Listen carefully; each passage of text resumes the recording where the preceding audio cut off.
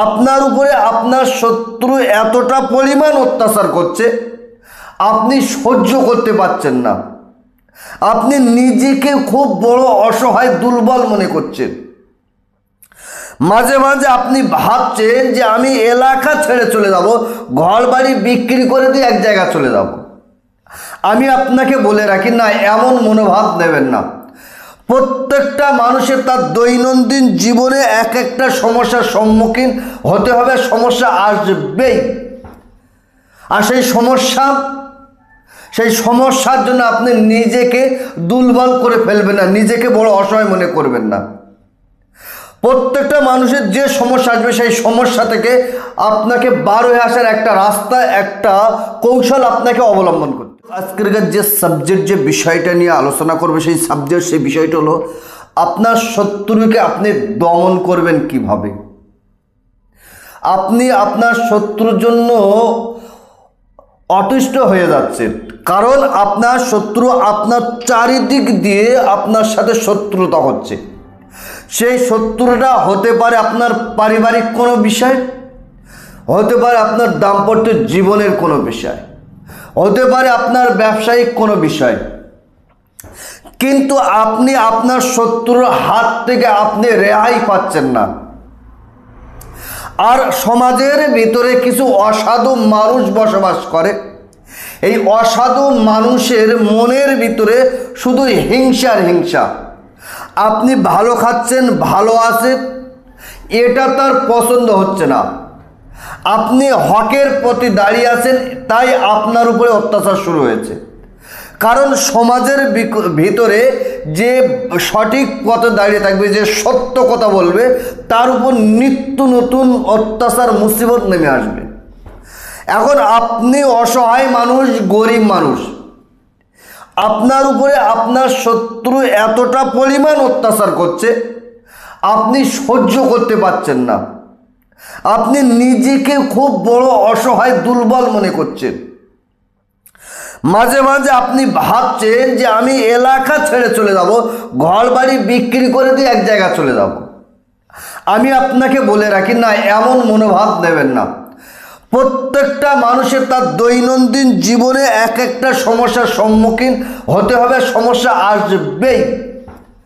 আর সেই সমস্যার জন্য আপনি নিজেকে দুর্বল করে ফেলবেন না, নিজেকে বড় অসহায় মনে করবেন না। প্রত্যেকটা মানুষের যে সমস্যা আসবে সেই সমস্যা থেকে আপনাকে বার হয়ে আসার একটা রাস্তা, একটা কৌশল আপনাকে অবলম্বন করতে হবে। আর আপনি এই সমস্যা থেকে বার হয়ে আসার জন্য, শত্রু হাত থেকে বার হয়ে আসার জন্য আপনি অনেক টাকা ব্যয় করেছেন, অনেক পয়সা ব্যয় করেছেন, অনেক সময় আপনি ব্যয় করেছেন, অনেক তান্ত্রিক, অনেক কবিরাজ, অনেক গুণিনের কাছে গিয়ে আপনি কাজ করেছেন। কিন্তু আমি আপনাকে বলে রাখি, গুণিনের কাজ, তান্ত্রিকের কাজ আর আপনার নিজের কাজ আসমান আর জমিন পার্থক্য হবে।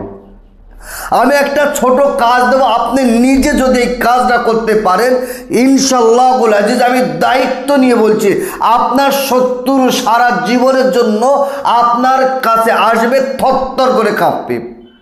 যে শত্রু আপনার উপরে অত্যাচার করছিল, যে শত্রুর ভয়ে আপনি থরথর করে কাঁপছিলেন, সেই শত্রু আপনার কাছে আসবে। আপনার চেহারা দেখলে সে কাপড় চোপড়ে পায়খানা করে ফেলবে, এতটা পাওয়ারফুল।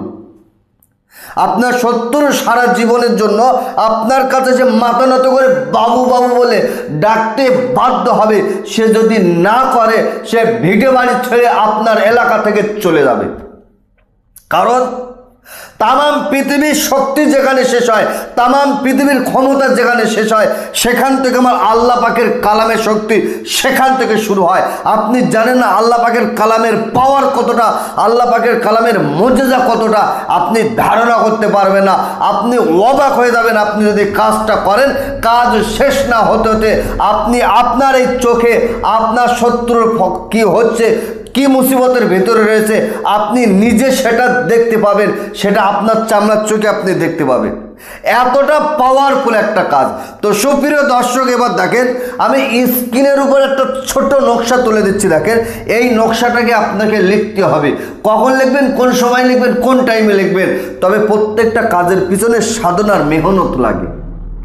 এই কাজটা আপনাকে করার জন্য আপনাকে রাত 2টোর পরে, যখন এলাকার মানুষ সবাই ঘুমিয়ে গেছে, নিস্তর হয়ে গেছে, এইরকম সময় উঠে গোসল করুন, সুন্দর করে ওযু করে পাক সাফ কাপড় পরে আপনি আপনাদের কবরস্থান, পুরাতন কবরস্থানে আপনাকে ওই রাতের বেলা একা অন্ধকারে যেতে হবে, একটা মোমবাতি নিয়ে, একটা মোমবাতি। যদি কোনো হিন্দু ভাই করে থাকেন তাহলে আপনাদের শ্মশানে যাবেন একটাই আপনি মোমবাতি নিয়ে, আর গিয়ে এই নকশাটা সুন্দর করে আপনি লেখেন, একটা কাগজের উপরে লেখেন, 4 কোণা নকশায় একটা কাগজের উপরে এই নকশাটা লেখেন।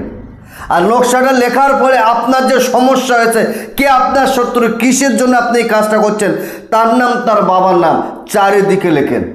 চারিদিকে লেখার পরে দেখেন আমি একটা দোয়া লিখে দিচ্ছি, বিসমিল্লাহির রহমানির রহিম, ইয়া কাহিরুল বাতশিস শাদীদ আনতাল্লাযী লা ইউতাকু ইনতিকামুহু ইয়া কাহির। একবার পড়বেন আর বলবেন আল্লাহ অমুকের বেটা অমুককে ধ্বংস করে দেন। একবার বলবেন অমুকের বেটা অমুককে ধ্বংস করবে। একবার পড়বেন আর এই নকশার উপর ফুঁ দেবেন। একবার পড়বেন, নকশার উপর ফুঁ দেবেন। কতবার? মাত্র 21 বার পড়ে ফুঁ দিয়ে আপনি এটাকে সুন্দর করে ফোল্ড করে একটা কবজ বানিয়ে নেন।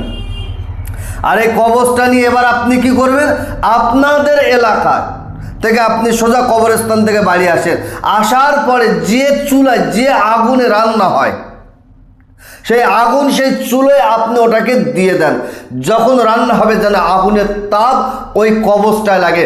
দেখবেন আপনার কাজ আপনি করলেন, আপনার শত্রু আপনার কাছে থরথর করে কাঁপবে, আপনার কাছে সে মাথা নত করবে, আপনার কাছে ভুল স্বীকার করবে, সে রাস্তার পাগল বেঁধে যাবে, তার 12টা বেজে যাবে, আপনার উপর শত্রুতা করা স্বাদ তার সারা জীবনের মতো মিটে যাবে। তো সুপ্রিয় দর্শক, এখন এই কাজটা আপনি করার জন্য আপনি আপনার ওস্তাদ, আপনার গুরু, আপনার পীরের কাছ থেকে অনুমতি নেবেন না, তো একটু আপনার সমস্যা হবে। আর আপনি যদি আমার কাছ থেকে অনুমতি নিতে চান, আমি আপনাকে বলে রাখছি, প্রথমত একটা কথা আপনি মাথায় রাখবেন, আমি আপনাকে বলে রাখি, আমার চ্যানেলে যদি আপনি নতুন হন, চ্যানেলকে সাবস্ক্রাইব করবেন এবং কমেন্ট বক্সে লেখেন আল্লাহ পাকের কালাম সত্য এবং ভিডিওটা 10 জনকে শেয়ার করেন, আমি আমার অন্তর থেকে আপনাকে অনুমতি দেব। তো সুপ্রিয় দর্শক, আজকেরকার ভিডিওটা এই পর্যন্ত সমাপ্ত করলাম। ভালো থাকবেন, সুখে থাকবেন, শান্তিতে থাকবেন, আমার জন্য দোয়া করবেন। আসসালামু আলাইকুম ওয়া রাহমাতুল্লাহি ওয়া বারাকাতুহু।